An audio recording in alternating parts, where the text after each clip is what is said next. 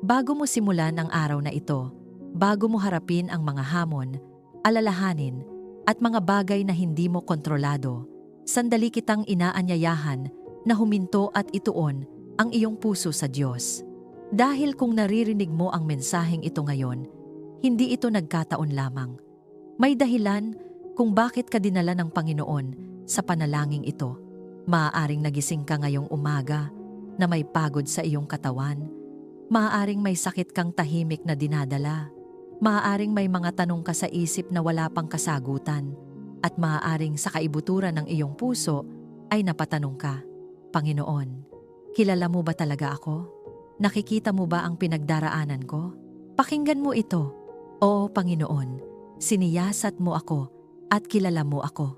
Ang makapangyarihang katotohanan ito mula sa Psalm 139 ay paalala na lubos kang kilala ng Diyos. Alam niya ang bawat luha na iyong pinunasan. Alam niya ang bawat sakit na iyong nararamdaman. Alam niya ang bawat takot, bawat panalangin, at bawat pangarap na nasa puso mo. Walang detalye ng iyong buhay ang nakatago sa Kanya. At ang pinakamagandang balita ay ito, ang Diyos na lubos na nakakakilala sa iyo ay Siya ring lubos na nagmamahal sa iyo. Ngayong umaga, nais niyang hipuin ang iyong katawan ng Kanyang kagalingan. Nais niyang palitan ang iyong pangamba ng Kanyang kapayapaan. Nais Kanyang protektahan saan ka man magpunta at ilayo sa anumang panganib. At nais Kanyang akayin sa tagumpay at ibuhos sa iyong buhay ang mga pagpapalang inihanda niya para sa iyo. Sinasabi sa Psalm 139 na walang lugar na maaari mong puntahan na hindi ka maaabot ng presensya ng Diyos. Kapag ikaw ay nanghihina, naroon Siya. Kapag ikaw ay natatakot, naroon Siya. Kapag hindi mo alam ang susunod na hakbang, naroon Siya upang gabayan ka. Hindi ka nag-iisa, hindi ka nakakalimutan, hindi ka pinababayaan. Kaya bago tayo manalangin, may hihilingin ako sa iyo. Kung naniniwala ka na kilala ka ng Diyos, kung naniniwala ka na nakikita niya ang iyong mga pinagdaraanan, at kung naniniwala ka na ibubuhos niya sa iyo ang Kanyang kagalingan, proteksyon, tagumpay, at pagpapala, pindutin mo ang like bilang isang hakbang ng pananampalataya. At kung nais mong araw-araw magsimula na may salita ng Diyos at panalangin, inaanyayahan kitang maging bahagi ng komunidad na ito. Dito, sama-sama tayong lumalapit sa Diyos na nakakakilala sa atin ng lubos at nagmamahal sa atin ng walang hanggan. Kapag pinili mong mag-subscribe, pinipili mong simulan ang bawat umaga na may kapayapaan, may lakas, at may katiyakan na ang Diyos ay kasama mo sa bawat hakbang. Kaya ngayon, ihanda mo ang iyong puso, isuko mo sa Panginoon ang lahat ng iyong dinadala, at hayaan mong punuin niya ang araw mo ng Kanyang presensya at kapangyarihan. Ngayon, tayo'y manalangin. Panginoon, nagpapakumbaba kami sa iyong harapan, kumikilala na ikaw ang may likha ng aming katawan, isip at espiritu. Salamat, sapagkat kami ay kahanga-hanga at may layunin mong nilikha. Bawat hibla ng aming laman, bawat paghinga, bawat tibok ng aming puso ay nasa ilalim ng iyong perpektong disenyo. Wala sa amin ang aksidente. Wala sa amin ang pagkakamali. Kaya ngayon, itinataas namin sa iyo ang aming buong pagkatao at hinihiling namin ang iyong banal at makapangyarihang paghipo. Panginoon, pagalingin mo ang aming katawan ayon sa iyong orihinal na plano. Kung may anumang karamdaman na nakatago o lantad, anumang kirot na paulit-ulit bumabalik, anumang kahinaan na pumipigil sa amin upang mabuhay ng buo, inuutusan namin itong sumunod sa kapangyarihan ng iyong salita. Sa pangalan ni Jesus, winawasak namin ang bawat karamdaman na umaatake sa bawat sistema ng aming katawan. Ang bawat selula na hindi umaayon sa iyong kalooban ay inuutusan naming bumalik sa tamang ayos. Ang anumang impeksyon, pamamaga, abnormalidad, o sakit na may pangalan man o wala ay kailangang yumuko sa kapangyarihan ni Jesus. Siyasatin mo ang aming puso at isip. Kung may pagod na matagal nang bumabalot sa amin, kung may stress na nagdudulot ng paninikip ng dibdib at pagbigat ng ulo, Kung may mga alaala na nagdudulot ng trauma at hindi pagkatulog, hinihiling namin ang iyong paglilinis. Alisin mo ang anumang hindi nagmumula sa iyo. Tinatanggihan namin ang pagod na dulot ng takot. Tinatanggihan namin ang stress na dulot ng labis na pag-aalala. Tinatanggihan namin ang anumang karamdaman na ang ugat ay pagkabalisa at kawalan ng kapayapaan. Punuin mo ang aming isipan ng iyong katotohanan. Palitan mo ang kasinungalingan ng kaaway ng iyong pangako. Kung may mga salitang binitiwan laban sa amin, mga salitang nagsabing, kami ay mahina, kami ay laging sakitin, kami ay hindi nagagaling, pinapawalang bisa namin ang mga ito. Sa kapangyarihan ni Jesus, pinuputol namin ang bawat sumpa, bawat negatibong deklarasyon, bawat masamang pananalita na kumapit sa aming pagkatao. Ang aming katawan ay templo ng banal na espiritu. Hindi ito tirahan ng karamdaman, kundi tahanan ng iyong presensya. Hinihiling namin na ang iyong apoy na banal ay dumaloy sa aming mga ugat, maglinis, magpanumbalik, at magbigay buhay. Ibalik mo ang lakas ng aming pamilya. Kung may isa sa amin na nanghihina, itaas mo siya. Kung may isa sa amin na nawawalan ng gana, pasiglahin mo ang kanyang kaluluwa. Kung may isa sa amin na tahimik na nakikipaglaban sa sakit na hindi masabi, yakapin mo siya ng iyong kagalingan. Punuin mo kami ng sigla at kalusugan sa bawat yugto ng aming buhay. Turuan mo kaming pangalagaan ang aming katawan ng may karunungan. Ngunit higit sa lahat, ipaunawa mo sa amin na ikaw ang aming tunay na tagapagpagaling. Pagalingin mo ang aming emosyon. Kung may galit na naipon, kung may hinanakit na hindi pa nailalabas, kung may dalamhati na pilit naming itinatago, dinadala namin ito sa iyo. Hindi namin hahayaang ang sugat ng nakaraan ang magdikta ng aming kinabukasan. Sa pangalan ni Jesus, pinuputol namin ang tanikala ng takot at pangamba. Ang espiritu ng takot ay walang kapangyarihan sa aming tahanan. Ang espiritu ng depresyon at labis na kalungkutan ay inuutusan naming umalis. Pinapalaya mo kami upang makahinga ng malalim, upang makangiti ng totoo, upang makaramdam ng pag-asa na hindi nakadepende sa sitwasyon. Punuin mo ang aming espiritu ng iyong presensya. Kung may bahagi sa amin na nanlalamig, painitin mo muli ng iyong pag-ibig. Kung may bahagi sa amin na napagod sa pakikipaglaban, palakasin mo sa pamamagitan ng iyong espiritu. Huwag mong hayaang ang aming pananampalataya ay manatiling mababaw. Palalimin mo ito. Sa gitna ng pagsubok, gawin mo kaming matatag. Sa gitna ng kahinaan, ipaalala mo na ang iyong biyaya ay sapat. Nais naming maging buhay sa pananampalataya, hindi lamang sa salita, kundi sa gawa, sa pagtitiwala at sa matatag na paninindigan. Inaangkin namin ang ganap na kagalingan hindi lamang pisikal, kundi kabuuan ng aming pagkatao. I-align mo ang aming katawan, isip, at espiritu sa iyong kalooban. Kung may bahagi sa amin na hindi nakaayon sa iyong disenyo, ituwid mo. Kung may maling paniniwala na nagbubukas ng pinto sa karamdaman, iwasto mo. Ituro mo sa amin ang disiplina, ang tamang pahinga, ang wastong pangangalaga, ngunit higit sa lahat, ang lubos na pagtitiwala sa iyo. Pinapahayag namin na ang aming tahanan ay lugar ng kagalingan. Ang bawat silid ay sakop ng iyong presensya. Ang bawat kama ay lugar ng pahinga at panunumbalik. Ang bawat hapagkainan ay lugar ng kalusugan at pagpapala. Walang sakit na may karapatang manatili. Walang karamdaman na mas mataas kaysa sa kapangyarihan ni Jesus. Ipinapahayag namin na kami ay nililinis, pinapalakas, at pinapanumbalik. Kung naniniwala kang tinatanggap mo ang kagalingan ng Panginoon sa iyong katawan, isip, at espiritu, habang ikaw ay nananalangin, i-type sa mga komento, ang kagalingan ng Diyos ay dumadaloy sa akin. Hayaan mong ito ang maging personal mong pahayag ng pananampalataya habang patuloy tayong lumalakad sa ganap na kagalingan na nagmumula sa Kanya. Panginoon, alam mo ang bawat lakad at higa namin, bawat paglabas at pagpasok, bawat paglalakbay at bawat sandali ng pamamahinga. Walang detalye sa aming buhay ang lingid sa iyo. Kaya ngayon, Itinataas namin ang aming pamilya at aming tahanan sa iyong makapangyarihang pag-iingat.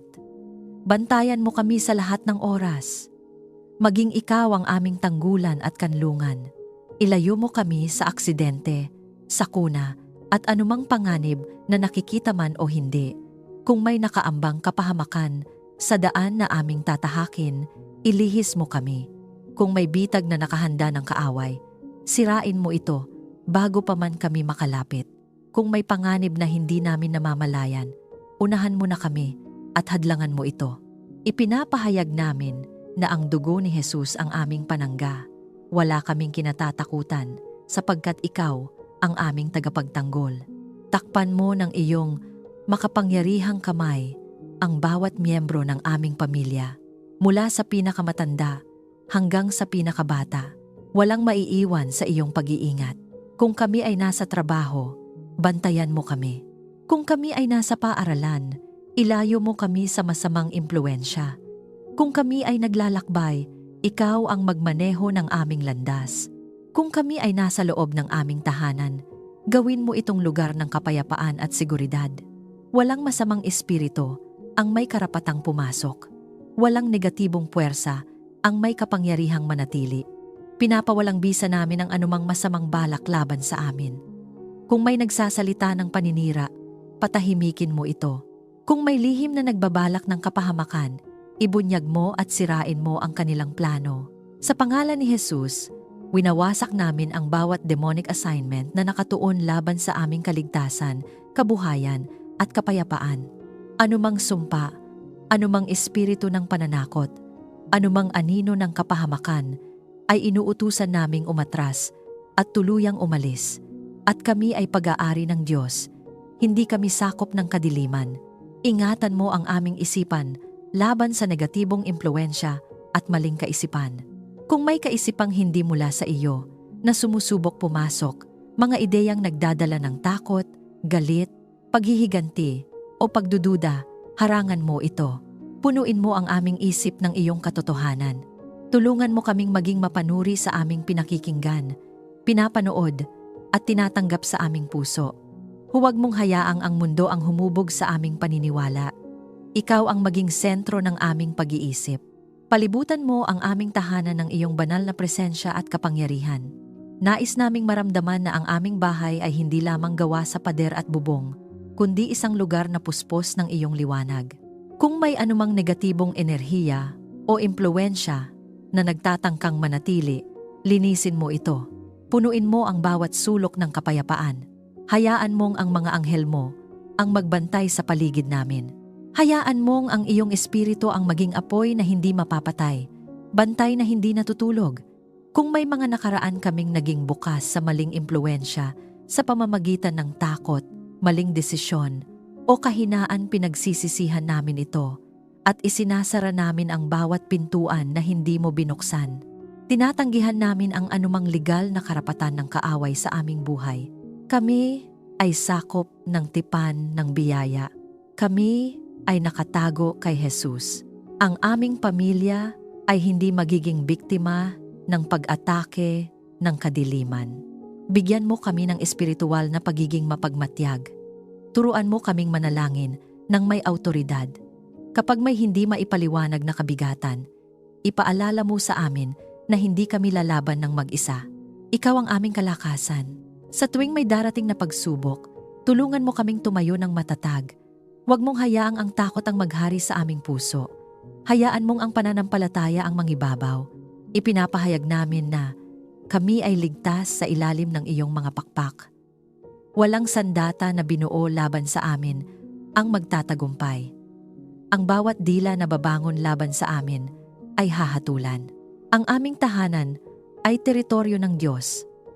Ang aming pamilya ay nakatalaga para sa kabutihan at hindi para sa kapahamakan. Ang aming kinabukasan ay nasa iyong kamay. Patuloy mo kaming turuan na magtiwala sa iyo sa bawat sitwasyon. Kapag may balitang nakakatakot, ipaalala mo sa amin na mas dakila ka kaysa sa anumang balita. Kapag may pangyayaring hindi namin kontrolado, ipaalala mo na ikaw ang may hawak ng lahat. Nais naming mamuhay ng may kapanatagan, Hindi dahil wala kaming problema, kundi dahil kasama ka namin sa gitna ng lahat. Kung ikaw ay sumasampalataya na ang Panginoon, ang iyong tagapagtanggol, at ang iyong pamilya ay ligtas sa kanyang kamay, i-type sa mga komento, ang Diyos, ang aming kanlungan. Kami ay ligtas at hindi matitinag. Hayaan mong maging malinaw at simpleng pahayag ito ng iyong pagtitiwala habang patuloy nating inaangkin ang proteksyon na nagmumula sa Kanya. Panginoon, kinikilala namin na saan man kami magpunta, naroroon ka. Walang lugar na malayo sa iyong presensya. Kahit sa gitna ng kaguluhan, ikaw ay nananatiling matatag at hindi nagbabago. Kaya ngayon, hinihiling namin na punuin mo ang aming puso ng kapayapaan na hindi kayang ibigay ng mundo. Ang kapayapaang hindi nakabase sa sitwasyon, hindi nakadepende sa balita, at hindi natitinag ng problema. Ang kapayapaang nagmumula lamang sa iyo. Kung may bagyo sa aming isipan, patahimikin mo ito. Kung may ingay ng pag-aalala na paulit-ulit bumubulong sa aming puso, palitan mo ito ng iyong malinaw na tinig. Inuutusan namin ang bawat espiritu ng kaguluhan at pagkabalisa na tumahimik sa pangalan ni Jesus. Hindi kami papayag na ang takot ang maghari sa aming loob. Hindi kami papayag na ang galit ang magdikta ng aming mga salita. Pinipili naming yakapin ang iyong kapayapaan. Alisin mo ang alitan at hindi pagkakaunawaan sa aming pamilya. Kung may mga salitang nakasakit, bigyan mo kami ng kababaang loob upang humingi ng tawad. Kung may pusong nasugatan, pagalingin mo ito. Kung may hidwaan na matagal nang hindi naaayos, ikaw ang mamagitan at magdala ng pagkakasundo. Turuan mo kaming makinig, hindi lamang upang sumagot, kundi upang umunawa. Turuan mo kaming magsalita hindi upang manalo, kundi upang magtayo at magpalakas ng isa't isa. Panginoon, linisin mo ang aming tahanan mula sa anumang mabigat na atmosfera. Kung may natitirang sama ng loob, kung may tahimik na tampuhan, kung may hindi nasasabing hinanakit, dalhin mo ito sa liwanag. Ayaw naming manatili sa amin ang mga bagay na sumisira ng pagkakaisa. Ang aming tahanan ay dapat maging lugar ng pahinga at kagalakan. Isang lugar kung saan malayang makakatawa, makakaiyak, at makakapagpahinga ng walang takot. Patahimikin mo ang aming isip sa gitna ng mga alalahanin. Kapag iniisip namin ang kinabukasan at tila napakaraming hindi sigurado, ipaalala mo sa amin na hawak mo ang lahat. Kapag naiisip namin ang aming mga responsibilidad at tila mabigat ang pasanin, iparamdam mo na hindi namin ito dinadala ng mag-isa. Ang iyong kapayapaan ang maging bantay ng aming puso at isipan. Huwag mong hayaang ang sobrang pag-iisip ay magnakaw ng aming kagalakan. Sa pangalan ni Jesus, tinatanggihan namin ang espiritu ng kaguluhan na sumusubok sirain ang aming pagkakaisa. Pinapalayas namin ang anumang impluwensya ng galit, sigawan, paninisi at hindi pagpapatawad. Ang aming pamilya ay itinalaga para sa pagmamahalan at pag-uunawaan. Ang aming relasyon ay hindi sisirain ng maliit na hindi pagkakasundo. Ang aming pagkakaisa ay mas mahalaga kaysa sa aming pride. Turuan mo kaming magsalita at kumilos ng may pag-ibig. Kapag kami ay pagod, tulungan mo kaming maging mahinahon. Kapag kami ay nasasaktan, tulungan mo kaming maging maunawain. Kapag kami ay hindi nagkakaintindihan, tulungan mo kaming maghintay at manalangin bago magsalita. Nais naming ang aming mga salita ay maging daluyan ng buhay, hindi sugat. Nais naming ang aming mga kilos ay magdala ng kapanatagan, hindi takot. Panginoon, hayaan mong ang iyong presensya ang maging sentro ng aming tahanan. Kapag ikaw ang nasa gitna, may katahimikan kahit may pagsubok. Kapag ikaw ang kasama, may pag-asa kahit may problema. Ituro mo sa amin na bumalik agad sa iyo sa tuwing nararamdaman naming nawawala ang kapayapaan. Huwag mong hayaang lumayo kami sa iyong presensya dahil lamang sa emosyon. Ipaalala mo sa amin na sa iyong presensya ay may kapanatagan at seguridad. Hindi kami kailangang matakot sa bukas. Hindi kami kailangang mangamba sa hindi namin kontrolado. Ang aming buhay ay nakatago sa iyo. Ang aming pamilya ay hawak mo. Ang aming kapayapaan ay hindi madaling maagaw dahil ito ay nakaugat sa iyong katapatan. Ipinapahayag namin na ang aming tahanan ay magiging lugar ng paghilom. Ang aming mga pag-uusap ay magiging puno ng biyaya. Ang aming mga puso ay magiging malaya mula sa tanikala ng nakaraan. Ang aming isip ay magiging tahimik kahit sa gitna ng ingay ng mundo. Ang kapayapaan ni Jesus ang maghahari sa aming relasyon, sa aming mga desisyon, at sa aming pang-araw-araw na pamumuhay.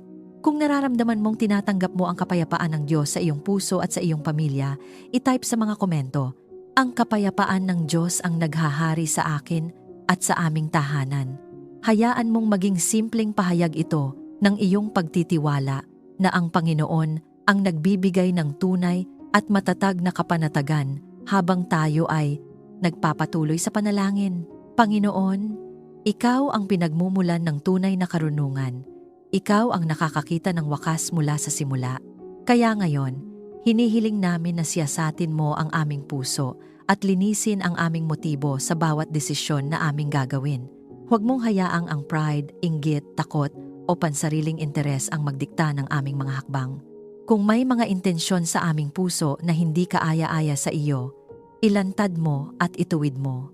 Kung may mga plano kami na hindi nakaayon sa iyong kalooban, pigilan mo kami. Mas nais naming maantala kaysa tuluyang maligaw. Mas nais naming maghintay kaysa magmadali sa maling direksyon. Turuan mo kaming maging sensitibo sa iyong paggabay, lalo na sa mga sandaling tila tama sa paningin namin ngunit hindi pala ayon sa iyong plano. Bigyan mo kami ng karunungang pumili ng tama at makadiyos na landas sa bawat desisyon tungkol sa aming pamilya, kabuhayan, relasyon, at kinabukasan. Maging malinaw ka sa amin. Kapag may dalawang pagpipilian, ipakita mo kung alin ang may iyong kapayapaan. Kapag maraming boses ang nagsasalita sa paligid namin, tulungan mo kaming makilala ang iyong tinig. Huwag mong hayaang malito kami ng emosyon o impluwensya ng iba. Turuan mo kaming unawain ang iyong mga plano para sa amin. Kung may pintuang isinasara, tulungan mo kaming tanggapin na may mas mabuti kang inihahanda. Kung may pintuang binubuksan, bigyan mo kami ng tapang na pumasok. Kapag may pagkakataon na tila nakakatakot ngunit alam naming mula sa iyo, palakasin mo ang aming loob. Ayaw naming manatili sa komportableng lugar kung hindi naman iyon ang iyong kalooban. Patalasin mo ang aming isip upang makagawa kami ng mabubuting hakbang para sa aming kinabukasan. Bigyan mo kami ng malinaw na pag-iisip sa aming mga plano sa pananalapi, sa aming trabaho, at sa pagpapalaki ng aming pamilya. Ilayo mo kami sa padalos-dalos na desisyon na magdudulot ng pagsisisi. Turuan mo kaming magplano ng may panalangin. Turuan mo kaming kumilos ng may pananampalataya. Sa pangalan ni Jesus, tinatanggihan namin ang espiritu ng pagkalito at maling gabay. Kung may anumang demonic assignment na naglalayong iligaw ang aming isip, sirain mo ito. Kung may panlilinlang na nakatago sa anyo ng magandang oportunidad, ngunit may maling layunin, ibunyag mo ang katotohanan. Huwag mong hayaang malinlang kami ng panlabas na anyo. Bigyan mo kami ng espiritual na paningin upang makita ang mas malalim na katotohanan. Gabayan mo ang mga magulang sa tamang paghubog sa mga anak. Bigyan mo kami ng karunungang magsalita ng mga salitang magtatayo ng kanilang pagkatao. Tulungan mo kaming magdisiplina ng may pag-ibig at hindi galit. Turuan mo kaming maging halimbawa sa aming mga kilos. Kung may mga pagkukulang kami, ituwid mo kami. Nais naming lumaki ang aming mga anak na may takot sa Diyos at may malinaw na pagkakakilanlan kay Jesus. Turuan mo kaming pahalagahan ang iyong salita bilang aming gabay. Kapag kami ay nalilito, ipaalala mo sa amin ang iyong mga pangako. Kapag kami ay nahaharap sa mahirap na desisyon, dalhin mo kami pabalik sa katotohanan. Huwag mong hayaang maging batayan lamang namin ang aming damdamin. Ang iyong karunungan ay mas mataas kaysa sa aming pag-iisip. Bigyan mo kami ng pusong handang tumanggap ng payo. Ilayo mo kami sa kayabangan na nagsasabing, kaya namin ang lahat. Turuan mo kaming makinig sa mga taong inilalagay mo sa aming buhay upang magbigay ng mabuting gabay. Ngunit higit sa lahat, tulungan mo kaming timbangin ang lahat ayon sa iyong katotohanan. Nais naming maging matatag, hindi pa bago-bago sa aming paninindigan. Panginoon, sa bawat yugto ng aming buhay, nais naming ang aming mga desisyon ay magbunga ng kapayapaan at pagpapala. Ayaw naming magtayo ng pundasyon sa buhangin. Nais naming ang aming mga plano ay nakatayo sa bato na si Jesus.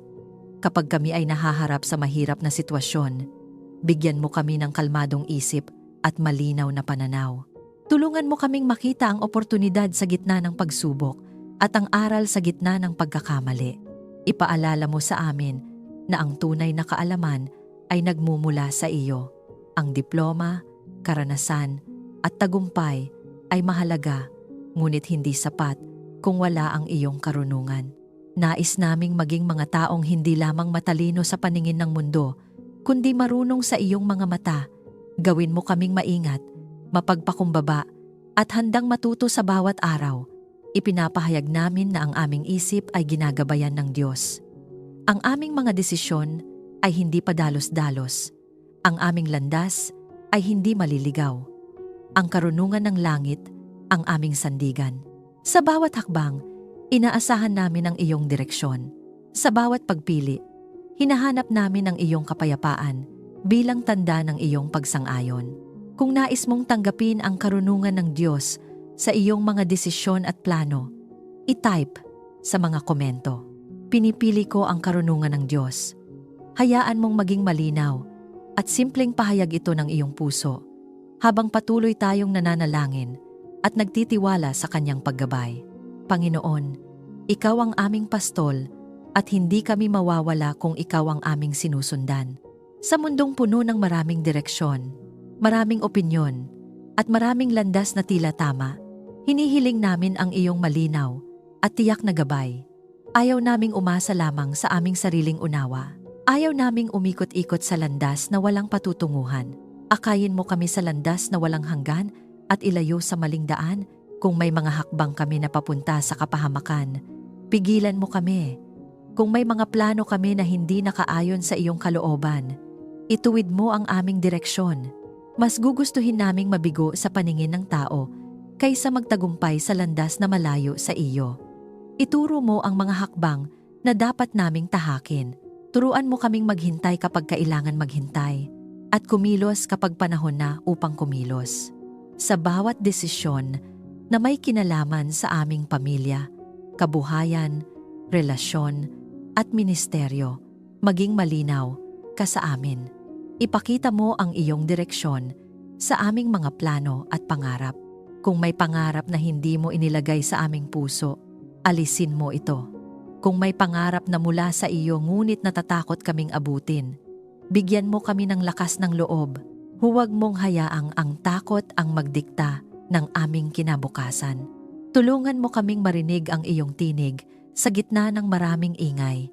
Sa panahon na ang mundo ay puno ng impormasyon at opinyon, tulungan mo kaming makilala ang iyong tinig na puno ng kapayapaan at katotohanan. Kung may mga boses na nagdudulot ng pagkalito, patahimikin mo ang mga ito.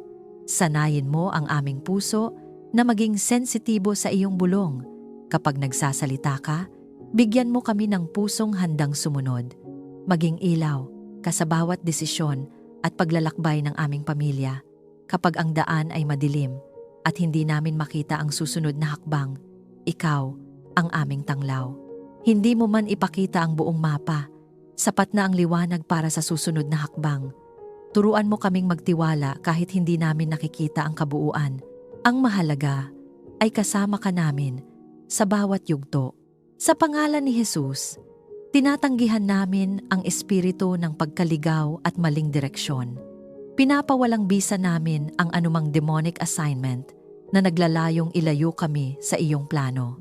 Kung may panlilinlang na nakatago sa anyo ng magandang oportunidad ngunit sisira sa aming pamilya at pananampalataya, ibunyag mo ito. Kung may tukso na tila madali ngunit magdudulot ng pangmatagalang sakit, bigyan mo kami ng lakas upang tumanggi. Panginoon, ayusin mo ang aming mga prioridad. Kung masyado kaming abala at nakakalimot na hanapin ka, ipaalala mo sa amin na ikaw ang pinakamahalaga. Huwag mong hayaang maubos ang aming oras at lakas sa mga bagay na walang-walang hanggang halaga. Turuan mo kaming unahin ang iyong kaharian at ang iyong katuwiran at magtiwala na ang lahat ng aming pangangailangan ay iyong ipagkakaloob. Gabayan mo ang aming mga magulang sa pangunguna sa aming tahanan.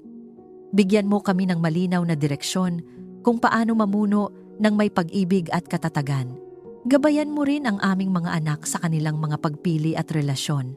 Ilayo mo sila sa barkadang magdadala sa kanila sa kapahamakan. Ipadama mo sa kanila ang iyong presensya upang kahit wala kami sa kanilang tabi, ikaw ang kanilang maging gabay. Kapag kami ay nasa sangandaan ng buhay, huwag mong hayaang magdesisyon kami batay lamang sa emosyon. Bigyan mo kami ng kapayapaan bilang tanda ng iyong pagsang-ayon. Kung wala ang kapayapaang iyon, turuan mo kaming maghintay. Huwag mong hayaang ang pressure ng panahon o ng tao ang magtulak sa amin sa maling hakbang. Ang iyong oras ay perpekto. Tulungan mo kaming magtiwala rito.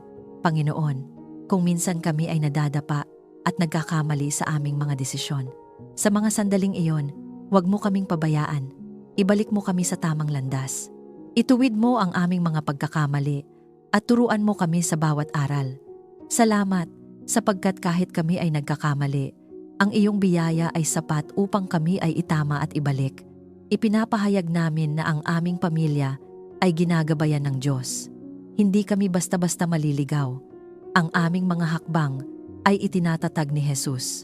Ang aming kinabukasan ay hindi malabo dahil ikaw ang may hawak nito. Sa bawat paglalakbay, pisikal man o espiritual, ikaw ang aming kasama. Sa bawat bagong yugto, ikaw ang aming nauuna. Kung nais mong ipagkatiwala sa Diyos ang direksyon ng iyong buhay at pamilya, i-type sa mga komento, Panginoon, ikaw ang aking gabay. Susunod ako sa iyong landas. Hayaan mong maging malinaw at simpleng pahayag ito ng iyong pagtitiwala habang patuloy tayong nagpapasakop sa kanyang perpektong direksyon. Panginoon, ikaw ang pinagmumulan ng bawat mabuting kaloob. Lahat ng mayroon kami ay nagmumula sa iyong kamay. Pagpalain mo ang gawa ng aming mga kamay at ang aming kabuhayan, ang bawat pagsisikap, bawat oras ng pagtatrabaho, bawat sakripisyo para sa aming pamilya, huwag mo itong hayaang maging walang saysay. Hipuin mo ang aming hanapbuhay at gawin mo itong daluyan ng iyong kabutihan. Pagpalain mo ang aming trabaho. Kung kami ay empleyado, bigyan mo kami ng pabor sa aming mga pinagtatrabahuhan. Kung kami ay may negosyo, palaguin mo ito ayon sa iyong kalooban. Kung kami ay naghahanap pa lamang ng oportunidad, buksan mo ang tamang pintuan. Ilayo mo kami sa panlilinlang, maling kasunduan, at desisyong magdadala sa amin sa pagkalugi. Bigyan mo kami ng integridad sa lahat ng aming transaksyon. Nais naming umunlad ng may malinis na konsensya at may takot sa Diyos. Punuin mo ang aming tahanan ng pagmamahalan at pagkakaisa. Ang pagpapala na aming hinihiling ay hindi lamang material, kundi emosyonal at espiritual. Ano ang silbi ng kasaganaan kung may alitan at lamig sa aming relasyon? Kaya Panginoon, gawin mong sentro ng aming tahanan ang pag-ibig. Turuan mo kaming pahalagahan ang isa't isa. Hayaan mong ang aming mga salita ay magpatibay at hindi magwasak. Ang aming pamilya ay maging larawan ng iyong kabutihan. Ipagkaloob mo ang sapat at higit pa sa aming pangangailangan. Ikaw ang nakakaalam ng aming mga bayarin, obligasyon at mga pangarap. Hindi mo kami dinadala sa kakulangan. Ikaw ang Diyos ng kasaganaan. Ngunit turuan mo rin kaming maging mabuting katiwala. Huwag mong hayaang ang pera ang maging Diyos namin. Turuan mo kaming magbigay, tumulong, at maging bukas palad, sapagkat alam naming habang kami ay nagbibigay, lalo mo kaming pinagpapala. Sa pangalan ni Jesus, tinatanggihan namin ang espiritu ng kakapusan at kahirapan na hindi mula sa iyo. Kung may henerasyonal na tanikala ng kakulangan at utang, pinuputol namin ito. Kung may paniniwala kami na nagsasabing hindi kami karapat-dapat sa pagpapala, binabago mo ito ngayon. Kami ay mga anak ng Diyos. Kami ay may mana sa iyong kaharian. Ang pagpapala ay hindi para sa aming pagmamataas, kundi para sa iyong kaluwalhatian. Ipagkaloob mo ang mabuting kalusugan at mahabang buhay. Ano ang silbi ng tagumpay kung mahina ang katawan. Kaya hinihiling namin ang lakas na magamit ang aming mga pagpapala ng may sigla. Palakasin mo ang aming mga tuhod, ang aming mga kamay, at ang aming isip. Ingatan mo kami sa sakit na sisira sa aming kagalakan. Ang aming mga taon ay maging puno ng layunin at pasasalamat. Gawin mo kaming daluyan ng pagpapala sa iba. Huwag mong hayaang ang aming mga kamay ay laging nakasarado. Turuan mo kaming makita ang pangangailangan ng iba at kumilos ng may habag. Kapag kami ay pinagpala, ipaalala mo sa amin na may responsibilidad kaming tumulong. Nais naming maging instrumento ng iyong pag-ibig sa aming komunidad, sa aming simbahan, at sa mga taong inilalagay mo sa aming landas. Panginoon, bantayan mo ang aming puso habang kami ay pinagpapala. Huwag mong hayaang kami ay maging mayabang o makalimot sa iyo. Paalalahanan mo kami na ikaw ang pinagmumulan ng lahat. Kapag may dumarating na tagumpay, itaas mo ang aming paningin pabalik sa iyo. Kapag may dumarating na kasaganaan, turuan mo kaming lalong magpasalamat at sumamba. Pinapahayag namin na ang aming tahanan ay tahanan ng pagpapala. Ang aming hapag ay hindi magkukulang. Ang aming mga anak ay lalaking may takot sa Diyos at may malinaw na direksyon. Ang aming mga plano ay pagtatagumpayin mo ayon sa iyong kalooban. Ang bawat bagay na hinahawakan namin na nakaayon sa iyo ay uunlad. Ang iyong kabutihan at katapatan ang susunod sa amin saan man kami magpunta. Kung may mga nakaraang kabiguan sa pananalapi o pagkakamali sa pamamahala, tinatanggap namin ang iyong kapatawaran at karunungan upang magsimula muli. Hindi kami mananatili sa pagkakasala. Hindi kami mabubuhay sa takot. Ikaw ang Diyos ng bagong simula. Ang aming nakaraan ay hindi hadlang sa aming kinabukasan. Ang iyong biyaya ay sapat upang itayo muli ang anumang nawasak. Ipadama mo sa amin ang iyong kabutihan at katapatan sa aming pamilya, sa maliliit na bagay at sa malalaking bagay. Tulungan mo kaming makita ang iyong kamay sa bawat pagkain sa aming mesa, sa bawat bayaring nababayaran, sa bawat tagumpay ng aming mga anak. Ipaalala mo na ikaw ang may gawa. Ang aming buhay ay patunay ng iyong pagpapala. Kung naniniwala kang ang Diyos ang iyong tagapagbigay at nais mong tanggapin ang kanyang pagpapala sa iyong buhay, i-type sa mga komento, "Pinagpapala kami ng Diyos upang magpala rin sa iba." Hayaan mong maging malinaw at simpleng pahayag ito ng iyong pananampalataya habang patuloy tayong nananalangin at umaasa sa kanyang kasaganaan. Panginoon, tinatanggap namin ang iyong tagumpay sa aming mga layunin, hindi tagumpay ayon sa pamantayan ng mundo, kundi tagumpay na nakaayon sa iyong kalooban at magdadala ng kaluwalhatian sa iyong pangalan. Patatagin mo ang aming loob sa gitna ng pagsubok. Kapag kami ay nahaharap sa kabiguan, tulungan mo kaming bumangon.